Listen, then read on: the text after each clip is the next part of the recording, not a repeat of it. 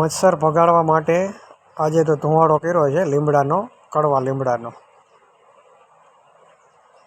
અને આપણા વેદાંશભાઈ આજે મેં મદદ કરાવે છે. જો પઠ્ઠો બરોબર થઈ જાય તે પછી આપણે એમાં લીમડો માથે નાખી દઈશું. મચ્છર તો ભાગ્યા, મચ્છરનો ત્રાસ બહુ વધી ગયો છે. આ વરસાદ સતત ચાલુ રહ્યું ને એટલે મચ્છરનો ત્રાસ વધી ગયો છે. ને લીમડાનો તો અમે ધુવાડો તો કરવો જ પડે, દિયાતમાં ઢોકળો ન હાલે.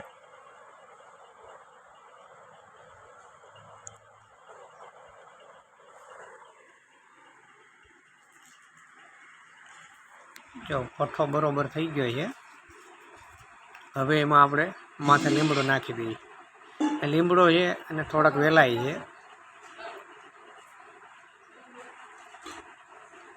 આ લીમડો નાખી દીધો, માથે થોડાક વેલા નાખી દઈએ, પછી પાછો લીમડો નાખી દઈએ એટલે ધુવાડો સારો થાય, મચ્છર ભાગે એવો.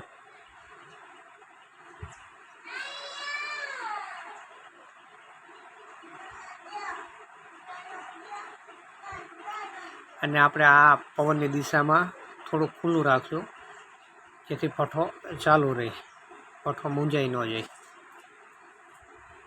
જે આ ખુલ્લું તમે જોવો છો ને એ રીતે રાખવાનું પવનની દિશામાં.